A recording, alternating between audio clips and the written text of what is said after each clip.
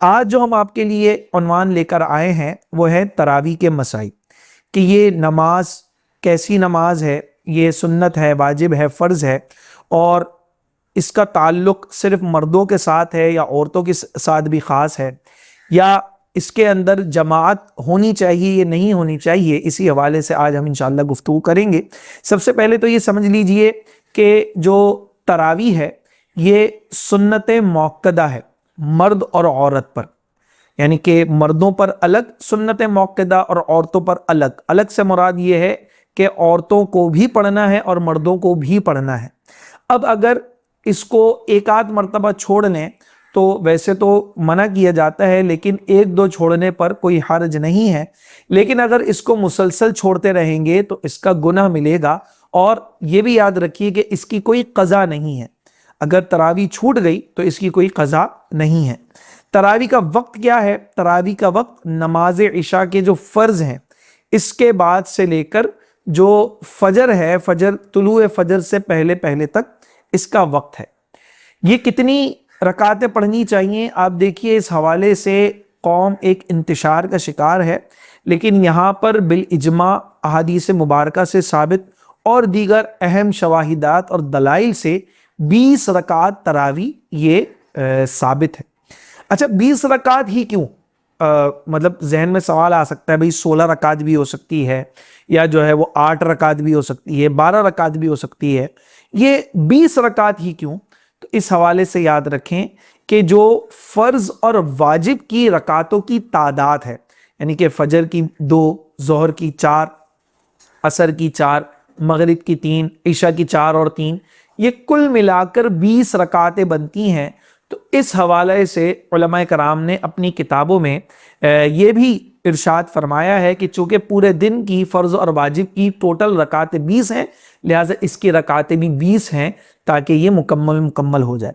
پھر اس میں ایک اور یہ دلیل پیش کی جاتی ہے کہ اگر آپ 20 رکعتیں پڑھیں گے اور روزانہ کی بنیاد پر اگر سوا پارہ ختم کریں گے، یعنی کہ 4 رکعت کے اندر اگر آپ ایک پاؤ ختم کرتے ہیں تو آپ جب 27ویں شب تک پہنچیں گے تو پورا ایک قرآن پاک مکمل ہو جائے گا۔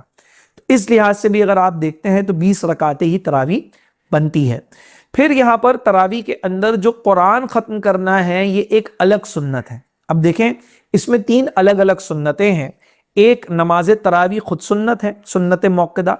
اس کی جو جماعت ہے یہ سنت کفایہ ہے، یعنی کہ اگر محلے میں کسی نے نہیں پڑھی تو سب کے سب گناہ گار ہوں گے، لیکن اگر ایک بھی شخص نے مسجد کے اندر پڑھ لی تو سب کے اوپر سے اس کا جو معاملہ ہے وہ ختم ہو جائے گا۔ تو یہ دوسری سنت ہو گئی، یعنی کہ نماز تراویح پڑھنا یہ ایک سنت ہو گئی۔ پھر اس کے بعد نماز تراویح جماعت کے ساتھ پڑھنا یہ الگ سنت ہے، اور پھر نماز تراویح کے اندر قرآن مکمل کرنا یہ تیسری سنت ہے۔ بحمدہ تعالی ہمارے یہاں پر پاکستان میں، ہندوستان کے اندر لوگ جو ہے وہ اس کو اسی طریقے سے پڑھتے ہیں الحمدللہ، اور یہ تینوں سنتوں پر عمل کرتے ہیں۔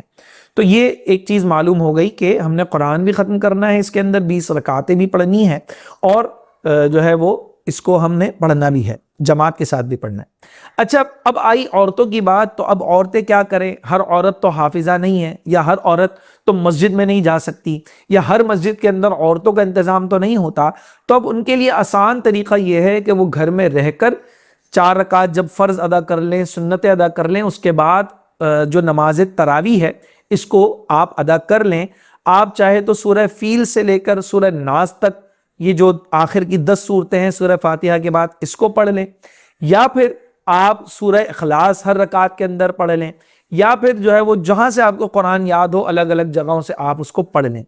تو عورتوں کو بھی گھر میں رہ کر اس کو پڑھنا سنت ہے، سنت موقدہ ہے، چھوڑیں گے تو بار بار چھوڑیں گے تو اس کا گناہ بھی ملے گا۔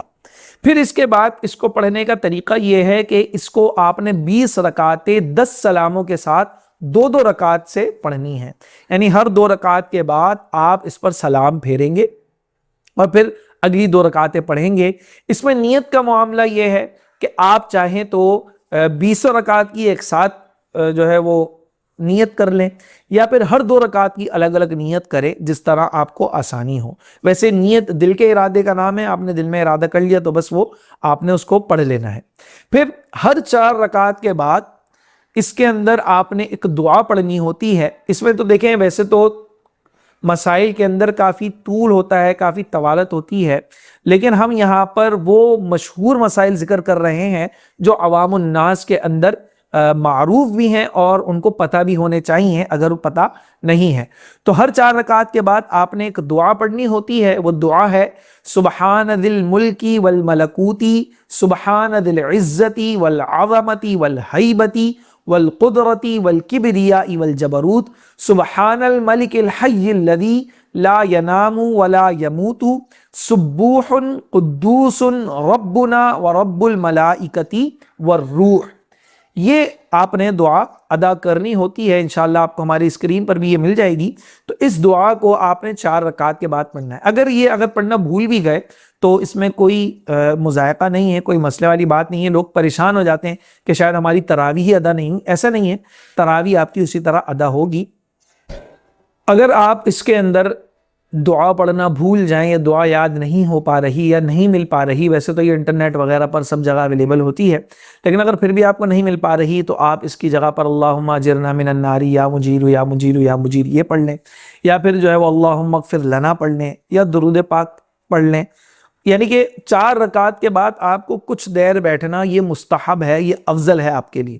تو کوشش یہ کیجئے کہ ویسے تو یہ دعا یاد ہو جائے، یاد نہیں ہوتی تو دیکھ کر پڑھ لیں، دیکھ کر بھی نہیں مل پا رہی یا نہیں پڑھ پا رہے تو یہ جو دعائیں میں نے آپ کو بتائی ہیں، درود پاک یا اللہم اجرنا من النار یا پھر جو ہے وہ اللہم اغفر لنا یا 5واں کلمہ یا 3واں کلمہ، جو آپ سے یعنی کہ اس کے اندر ذکر و اذکار ہو سکتے ہیں وہ آپ اس میں ادا کر سکتے ہیں، لیکن افضل اور اعلیٰ یہی ہے کہ آپ یہ تراویح کی دعا ہی پڑھیں۔ اور جو نماز کے اندر آپ نے شرائط اور فرائض کا خیال رکھنا ہے وہ تو آپ نے اسی طرح رکھنا ہے۔ تو یہ نماز تراویح کا ایک سلسلہ ہے جو آپ نے اس کو ادا کرنا ہے۔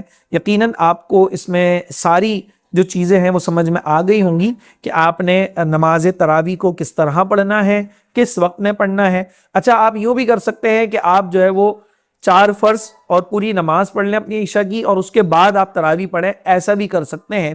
علماء کرام نے یہاں تک لکھا ہے کہ اس کو جو رات کا جو آخری پہر ہے اس کے اندر ادا کریں تو یہ زیادہ افضل اور مستحب ہے، یعنی کہ 12 بجے کے بعد، میں آپ کو آسانی سے سمجھاؤں، 12 بجے کے بعد اگر اس کو ادا کریں گے تو یہ آپ کے لیے زیادہ مستحب ہے۔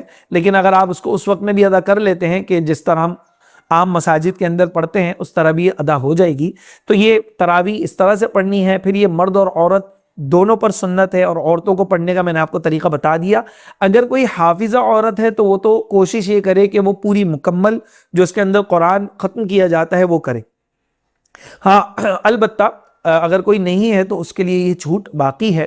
اور پھر یہ بھی یاد رکھیں کہ اگر کوئی شخص قرآن مکمل کر لے نماز تراویح میں تو نماز تراویح ختم نہیں ہوگی، یعنی کہ آپ نے پہلی رمضان سے لے کر 30 رمضان یا 29 رمضان جتنے بھی روزے ہوتے ہیں ان سب میں عشاء کے بعد یہ نماز ادا کرنی ہے۔